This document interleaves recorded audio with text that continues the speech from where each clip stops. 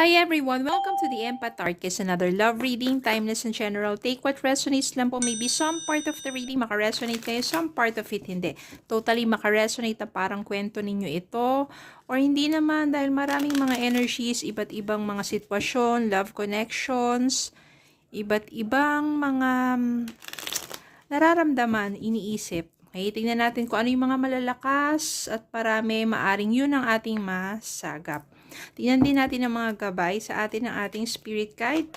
Pagdating sa love connections, spirit guide, send me messages, anong love connections ito, lessons in life and guidance ang nais mong ipabatid sa amin.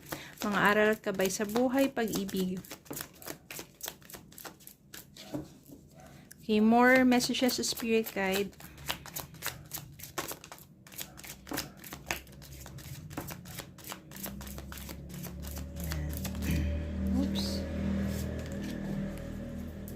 Yan, marami na mga mensahe. Tignan po natin ang mga lumabas. 5 of Cups. 5 of Wands.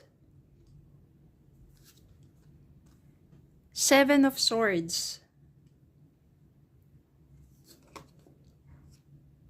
7 of Pentacles, Temperance, the Hierophant, the Chariot, Knight of Swords,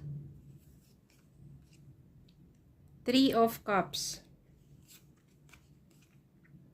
9 of Swords, and Knight of Cups.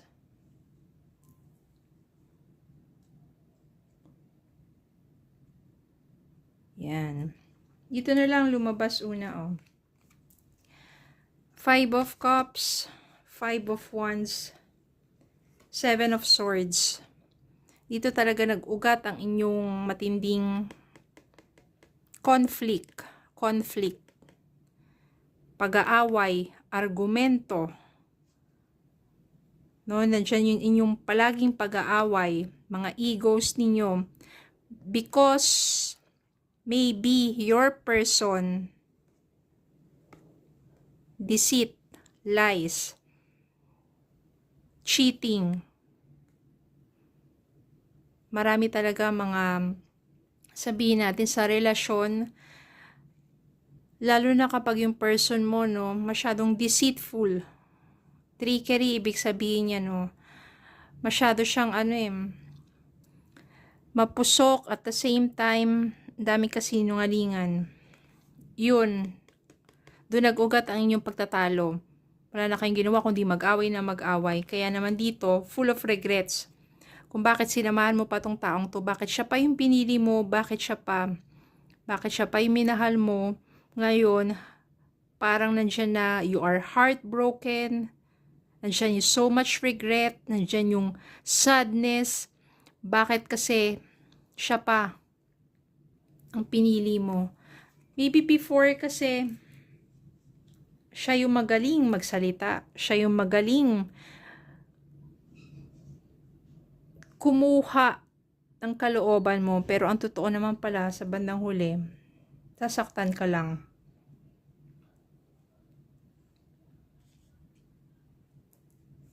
Maraming mga panahon na you have anxiety, hindi mo na alam kung anong pang gagawin mo. Kasi nahihirapan ka na eh. Sobrang hirap na ng kalooban at isipan mo dahil punong-puno na hindi ka na masaya sa inyong relasyon. Paano ka magiging masaya kung ang kasama mo, kung person mo ay ganun? Sobrang sinungaling, sobrang tindi ng mga naranasan mo sa taong yun. Paulit-ulit na lang niyang ginagawa sa'yo yun. Mabuti na lang dito, sa tulang yung mga kaibigan, you still have time to cheer up sa tulong ng mga kaibigan mo. Ito yung mga panahon na nakikipag-meet ka sa kanila, napapayuhan ka, at the same time, kahit papaano, napapangiti ka nila. At maring, dahil na rin sa kanila, mas magkakaroon ng linaw ang iyong pag-iisip. O, parang mas lalamang na ngayon yung thoughts or yung mind mo over yung hearts or yung emotions mo. Tama na, parang ang tagal na eh. Paulit-ulit na lang, hindi naman nagbabago yung taong yun, di ba? Bakit pahihirapan mo pa yung sarili mo? Magpatuloy sa ganong klaseng relasyon. You need time. Temperance, dito patience. And time also heals. Kapag inilayo mo na yung sarili mo sa ganong klaseng tao, tanggapin mo na, naging pagkakamali mo rin, bakit hinayaan mo siyang paulit-ulit kang saktan. Kasi kapag isang beses, pwede mo pang patawarin yan, tapos bigyan ng pagkakataon. Pero kapag pangalawa, pangatlong beses na parang paulit-ulit na niyang ginagawa sa'yo, tapos hinahayaan mo lang, di ba parang ikaw na rin yung parang may mali. Kasi hinahayaan mong masaktan ka, hinahayaan mong tapak-tapakan yung respeto, yung dignidad mo.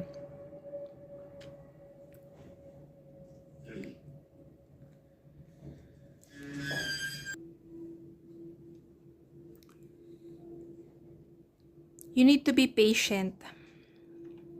At the same time, trust that in perfect timing,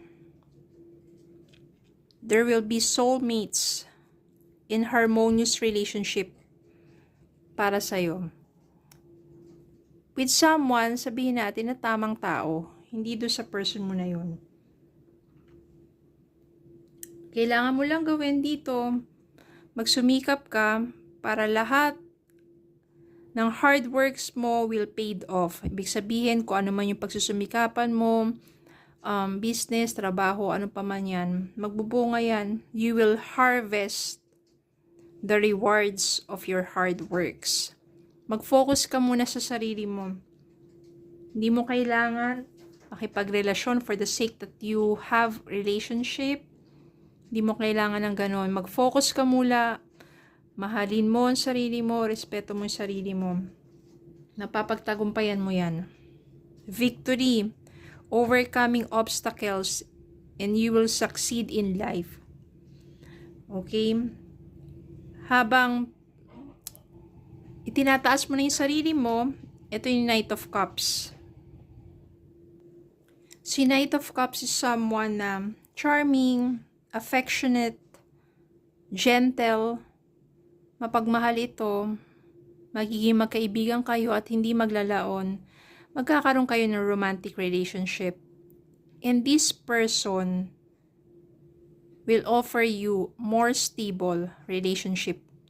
Ito yun yung harmonious relationship na sinasabi dito sa Temperance. Ito si Knight of Cups ang makakapagbigay sa'yo. Someone whom will love you, will honor you, will respect you, will take care of you. At maaring siya na Hierophant.